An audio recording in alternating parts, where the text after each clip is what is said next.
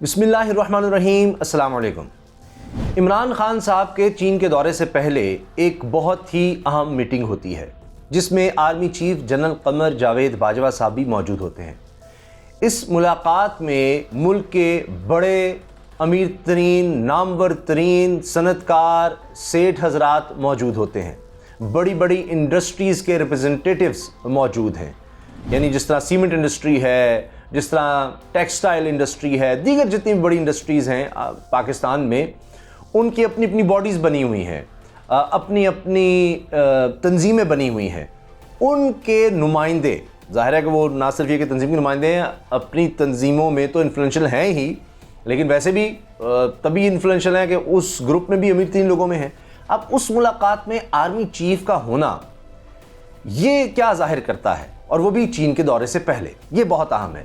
तो इसके लिए प्राइम मिनिस्टर ऑफिस से जो स्टेटमेंट जारी हुई है उसमें आर्मी चीफ ने क्या कहा है वो बहुत अहम है, और इसी हवाले से माजी को भी देखना होगा। अच्छा, एक तो ये चीज़ सामने आई है कि आर्मी चीफ ने कहा है कि मुल्क की तरक्की के लिए हुकूमत के साथ मुकम्मल ताउन के लिए पाक फ़ौज हर वक्त तैयार है। अब ये बहुत ही अहम स्टेटमेंट है कि मुल्क की तरक्की की खातिर हुकूमती पॉलिसियों के अमल दरामद में पूरा साथ देंगे, यानी हुकूमत की जो भी पॉलिसी होगी उसमें अमल दरामद में फ़ौज साथ देगी। जो फ़ौज के ज़िम्मे काम लगाया जाएगा, फ़ौज जो कर सकेगी वो करेगी, ये आर्मी चीफ कह रहे हैं। साथ ही उन्होंने ये कहा कि जो दिफाई मामलात हैं, दिफाई पैदावार के शोबे में वसी मौके मौजूद हैं जिनका पब्लिक और प्राइवेट सेक्टर में इश्तराक से फ़ायदा उठाया जा सकता है। यानी ऐसी बहुत सी इंडस्ट्रीज़ हैं जिनमें सरकारी सतह पर और फिर प्राइवेट शोबा, ये जो बड़े बड़े सनतकार हैं, ये मिलकर काम करें तो बहुत पाकिस्तान आगे जा सकता है। आर्मी चीफ की ज़रूरत क्यों सनतकारों से मुलाकात में, एक ऐसी मुलाकात में जिसमें इमरान खान साहब सनतकारों से कह रहे हैं और लफ्ज़ इस्तेमाल कर रहे हैं दरख्वास्त का, इस्तदा का, कि जी वज़ीर-ए-आज़म कह रहा है कि जी आप लोगों ने इतना मुनाफा कमा लिया है, इतना पैसा आपके पास है और आपने पिछले साल में रिकॉर्ड मुनाफा कमाया है 929 अरब रुपए, तो अब आप तनख्वाहें बढ़ाएं, कम से कम तनख्वाहें तो बढ़ाएं।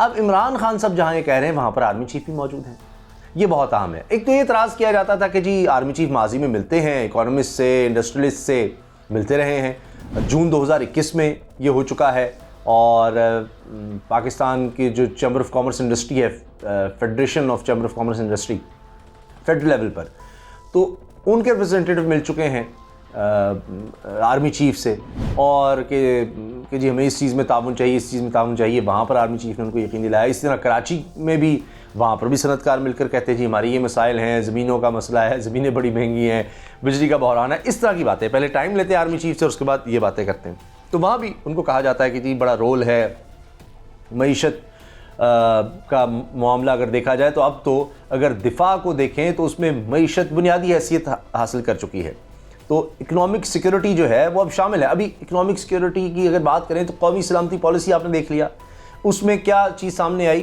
कि सिर्फ ये नहीं कि दिफा मुल्क का कि जनाब फ़ौज है तो ये दिफा सारा संभाल लेगी और यही नहीं, इकनॉमिक सिक्योरिटी बहुत ज़्यादा ज़रूरी है। और उसमें क्या है, जो कौमी सलामती पॉलिसी है उसमें इकनॉमिक सिक्योरिटी में सिर्फ ये नहीं कि जनाब मईशत मुल्क की अच्छी है, नहीं, लोगों की सेहत, तालीम, बुनियादी उनकी ज़रूरियात, उनके लिए रोज़गार, ये सब की फराहमी भी उसमें शामिल है। तो आप देखिए कि जहाँ जहाँ ज़रूरत पड़ी फ़ौज की, मैं चंद मिसालें आपके सामने दे देता हूँ। एक तो इससे ये नज़र आ रहा है कि आर्मी चीफ की तो ये सनतकार माजी में मिलते रहे हैं, तो ज़रा एक इन्फ्लुएंस है आर्मी चीफ का भी, वो सुनते भी उनकी बात, वो बुनियादी बात वो बता देते हैं, और उनको ये होता है कि जी ये कह रहे हैं तो ज़रा ख्याल करो, अब जो कहा जा रहा है वो करो, ये एक तरह से ज़ोर दिया जाता है। इसी तरह हम ब्रीफिंग कोई होती है, आप देख लें कि कौमी सलामती के हवाले से जब मीर यूसुफ साहब ने ब्रीफिंग देनी थी तो कोई अपोजिशन का बंदा नहीं आया, लेकिन यही जब आर्मी चीफ जा रहे हों पार्लियामेंट या कोई मुलाकात के लिए बुलाएं तो जनाब सब आ जाते हैं।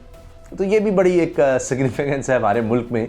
और आप देखें कि जब सऊदी अरब से ताल्लुकात ख़राब हुए थे, जब शाह महमूद कुरैशी साहब ने बात कर दी थी कि जी हम भी फिर सोचेंगे कि मौजूदा कश्मीर का मसला OIC उस तरह से नहीं उठाती तो हम फिर अलग कोई इजलास बुला लेंगे, तो उसके बाद बड़े हालात ख़राब हो गए थे।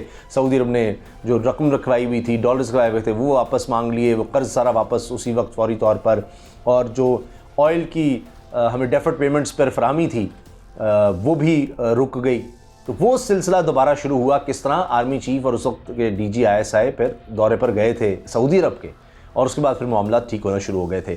आप ये बात देख लें, TLP का जो धरना था, उसके बाद जो एहतजाज था, वो कितना खूनी रंग इख्तियार कर गया, और उसके बाद तो ऐसा ख़तरा था कि शायद सैकड़ों लोगों की जानें चली, खुदा न खास्ता ना चली जाएँ, ये हालात हो गए थे। तो उस वक्त भी फिर बातचीत हो रही थी, वो नाकाम हो रही थी। आखिर में फिर अचानक से पता चलता है कि जी आर्मी चीफ से अकील करीम डैडी साहब की मुलाकात होती है। उसमें सिलानी वेलफेयर के मौलाना बशीर अहमद फ़ारूकी साहब होते हैं, और फिर उसमें हम देखते हैं मुफ्ती मुनीबुर रहमान साहब वो शामिल होते हैं, और फिर मामला को सुलझाया जाता है। तो उसमें भी आर्मी चीफ का आपको मामला नज़र आता है। इसी तरह से और बहुत से दीगर मामला आता है। CPAC को देख लें, वहाँ उसकी सिक्योरिटी वो फ़ौज के ज़िम्मे है। तो बहुत सी ऐसी चीज़ें हैं जहाँ पर आपको फ़ौज का किरदार नज़र आता है। कहीं बुलाया जाता है, यहाँ तो इलेक्शंस हो रहे हों, तो वो देखिए इलेक्शन कमीशन खुद क्या कह रहा है जी, खैबर पख्तूनख्वा में जी इंतज़ामिया फेल हो गई तो अब फ़ौज को बुलाया जाएगा, जिस पर मौलाना फजलुर रहमान साहब ने एतराज़ कर दिया। वो अलग बात है कि मौलाना साहब की अब लेटेस्ट स्टेटमेंट आ गई है कि जी हमारा इस्टेब्लिशमेंट से कोई इख्तलाफ नहीं है, हमारा इस्टेब्लिशमेंट के ख़िलाफ़ कोई बयान, कोई कुछ नहीं, उनके खिलाफ नहीं, हम तो आलमी साम्राज्य के खिलाफ हैं। यह अब हालिया बयान है मौलाना फजलुर रहमान साहब का। तो ये भी बड़ी दिलचस्प सूरत हाल है। तो लगता यह है कि एक इन्फ्लुएंस दिखाया गया है कि जी ये मुल्क की मईशत के लिए, आम आदमी के लिए, उसकी तनख्वाह बढ़ाने के लिए, उसके रोज़गार में बेहतरी लाने के लिए अब ये जो बड़े बड़े सरमायादार हैं, इंडस्ट्रियलिस्ट हैं, ये उन तक जो इन्होंने कमाया है उसका फ़ायदा उन तक भी पहुँचाएँ। और अब ये मीटिंग थी, एक तो चीन जाने से पहले और भी मुलाकातें थीं, तो ज़ाहिर है कि दिफाई मामलात काफ़ी पहले से डिस्कस हो चुके होंगे। और वैसे भी बाहर से कोई भी हम शख्सियत आती है तो आप देख लीजिए, उसमें ये नहीं हो आपको मिलेगा कि जी आर्मी चीफ से मिले बगैर चले जाए। चाहे वो अमेरिका से कोई आया है, चाहे सऊदी अरब से आया है, चाहे वो चीन से आया है, तो और यहाँ के सफ़रा की भी मुलाकातें होती रहती हैं जो पाकिस्तान में सफ़ीर मौजूद हैं दीगर ममालिक के। अफ़गानिस्तान की सूरत हाल की अगर बात की जाए, वहाँ पर आप देख लीजिए कि बहुत अहम रोल हमें नज़र आता है मिलिट्री का, आर्मी चीफ का उस सारे मामले में। तो ये एक मजमूई सूरत हाल है, और ख़ास तौर पर चीन के दौरे से पहले सनतकारों को, ये आसान काम नहीं है। ये वो लोग हैं जिनके बारे में जनाब इमरान खान साहब कहते हैं जिन्होंने कार्टेल्स बनाए हुए हैं, हर जगह माफिया बैठा हुआ है। यहाँ सीमेंट का भी माफिया है, शुगर का भी माफिया है, हर जगह पर आप देखिए माफियाज बैठे हुए हैं।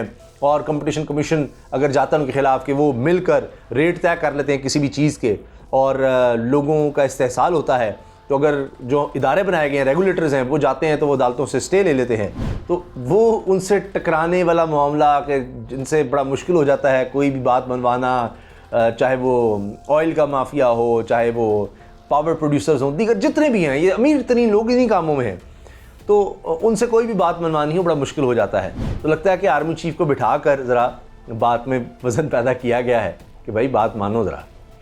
तो आपकी इस बारे में क्या राय है? क्योंकि ये इतराज़ होता था जी आर्मी चीफ अलग मीटिंग्स करते हैं, इमरान खान सब अलग करते हैं। अब दोनों इस मुलाकात में मौजूद थे जो सनतकारों के साथ हुई है, तो एक शायद अच्छा जेस्चर गया है। लेकिन जिसने नेगेटिव लेना है, जिसने कीड़े निकालने हैं, वो तो फिर किसी भी चीज़ में आप निकाल सकते हैं। बहरहाल आपकी इस बारे में क्या राय है, इस मुलाकात के बारे में क्या राय है, और आर्मी चीफ का इस तरह मुल्क की इकॉनमी के हवाले से, मुल्क की तरक्की के हवाले से कहना जी हम जो हो सकेगा करेंगे, इस स्टेटमेंट पर आप क्या कहते हैं? राय का इज़हार कमेंट सेक्शन में कीजिएगा। वीडियो अच्छी लगी तो लाइक करना मत भूलिएगा, और उसामा गाजी यूट्यूब चैनल को ज़रूर सब्सक्राइब करें। सबसे कहें कि इस चैनल को सब्सक्राइब करें क्योंकि आपके तामुन से चलता है, और बेल आइकन पर क्लिक करें ताकि हर वीडियो के बारे में आपको बर वक्त पता भी चल सके। अल्लाह हाफ़िज़।